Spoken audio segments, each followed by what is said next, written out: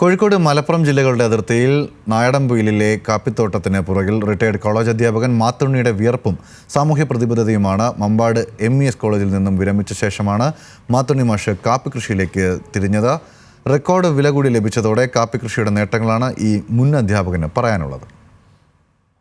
തേയില കൃഷിയിലേക്ക് ഇറങ്ങാനായിരുന്നു ആദ്യ തീരുമാനം. എന്നാൽ സമുദ്രനിരപ്പിൽ നിന്നും 3300 അടിയോളം ഉയരത്തിലുള്ള നായാടംപൊയിലിലെത്തിയപ്പോഴാണ് തേയില വേണ്ട കാപ്പി കൃഷി മതിയെന്ന തീരുമാനം മാത്തുണ്ണി മാഷ് എടുത്തത്. കോളേജിൽ നിന്ന് വിരമിച്ച ശേഷം 5.5 ഏക്കർ സ്ഥലം വാങ്ങിയതിൽ 5 ഏക്കറും കാപ്പി കൃഷിയാണ്. ബാക്കിയുള്ള 50 സെന്റിൽ ഇക്കോ സൗഹൃദ റിസോർട്ടും നിർമ്മിച്ചു. നല്ലൊരു കർഷക മനസ്സുള്ള മാത്തുണ്ണി മാഷ് കൃഷിയിടത്തിൽ ഇപ്പോൾ സജീവമാണ്.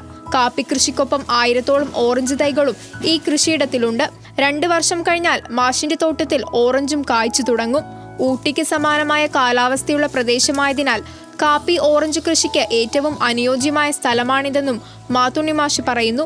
മലപ്പുറം ജില്ലയിൽ ഏറ്റവും കൂടുതൽ കാപ്പി കൃഷിയുള്ളതും ഇവിടെ തന്നെ.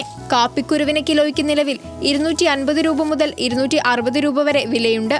കോഴിക്കോട് ജില്ലയിലെ കൂടരഞ്ഞിയിലെ കടയിലാണ് കാപ്പിക്കുരു നൽകുന്നത്.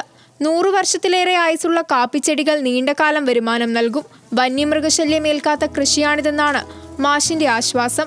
കാപ്പി കൃഷിയെ വളരെ സൂക്ഷ്മതയോടെയാണ് ഇദ്ദേഹം സംരക്ഷിക്കുന്നത്.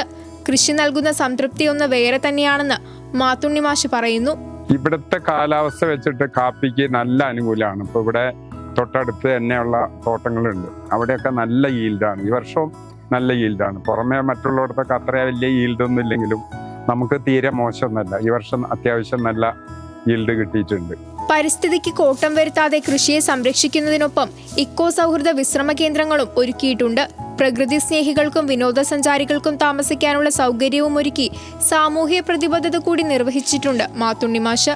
കർഷകൻ മാത്രമല്ല, നല്ലൊരു സഞ്ചാരി കൂടിയായ ഈ റിട്ടയർഡ് പ്രൊഫസർ 40 രാജ്യങ്ങളും സന്ദർശിച്ചിട്ടുണ്ട്. ന്യൂസ് മലയാളം, മലപ്പുറം.